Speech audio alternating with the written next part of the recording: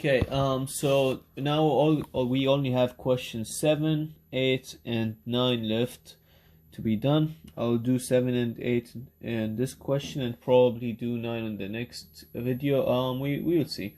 Okay, let's start by doing question 7.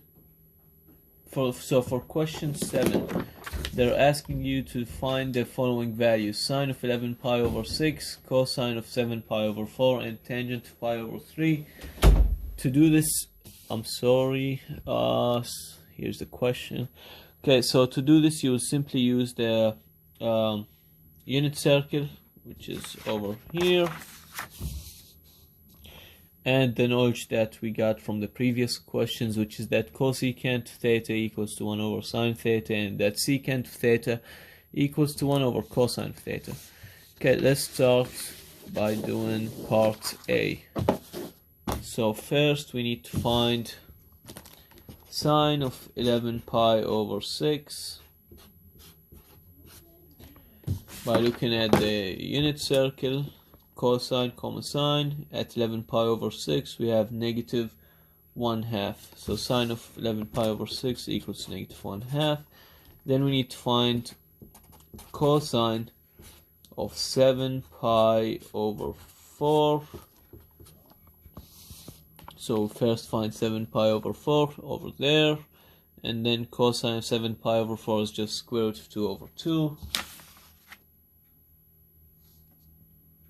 Cosine of 7 pi over 4, yes, square root of 2 over 2. And then we're finding tangent of pi over 3. We know that tangent equals to sine over cosine.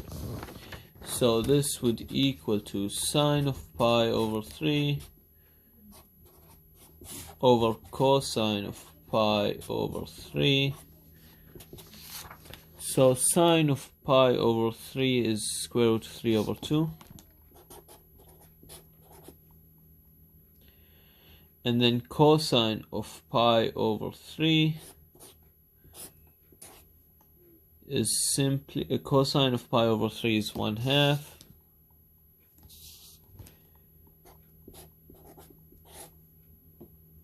Okay, so we have square root of 3 over 2 divided by 1 over 2. 2 divided by 2 is just 1, so the answer for this is just going to be square root of 3. It's as simple as that. Okay, for part B it gets a bit more complicated, because they're asking you to find cosecant of 7 pi over 6, secant, and cotangent.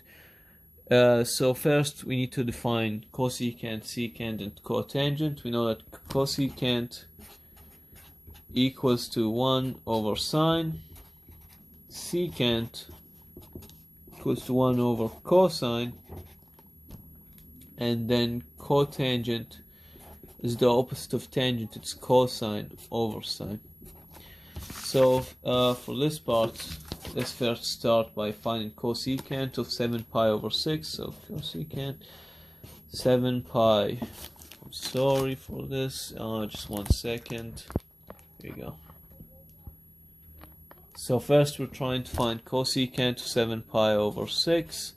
So this equals to 1 over sine of 7 pi over 6. And by looking at the unit circle, we know that sine of 7 pi over 6 is negative 1/2. So we have 1 over negative 1 over 2. So this would just equal to negative 2, because we would just flip this. And then we're trying to find secant of negative pi over 4. Okay, so first the unit circle doesn't have negative, so what we can do is subtract pi over 4 from 2 pi to get the positive value. So 2 pi minus pi over 4, let's do that. So we have 2 times 4 over 4, so that's 8 over 4 minus pi over 4. That equals 7 pi over 4. Okay, so negative pi over 4 is equivalent to 7 pi over 4, so this equals to secant of 7 pi over 4, and secant is equal to 1 over cosine, so this equals to 1 over cosine of 7 pi over 4, and therefore we can find cosine of 7 pi over 4 using this table. So 7 pi over 4 cosine is just square root of 2 over 2, so this equals to 1 over square root of 2 over 2, which just equals to 2 over square root of 2. Or we can simplify this to get by rationalizing, and we will get just square root of 2. We did that in the beginning when we did, I believe, question 2, so there's no need to go through all the steps again. Okay, for part B, we still have cotangent of negative. I'll just do that on a separate piece of paper. So we have cotangent of negative 5 pi over 6. So first we need to know what's negative 5 pi over 6 equivalent to, so we just subtract that from 2 pi. So 2 pi minus 5 pi over 6, this can be written as 12 pi over 6 minus 5 pi over 6, so this equals to 7 pi over 6. So this is the same as saying cotangent of 7 pi over 6. So this would equal to cosine of 7 pi over 6 over sine of 7 pi over 6.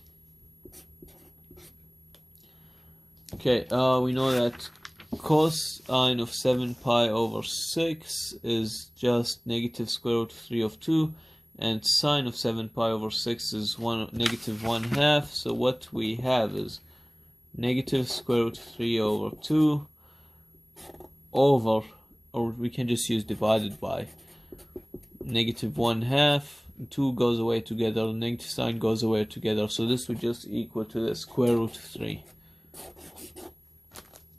It's as simple as that. Okay, let's move into question 8.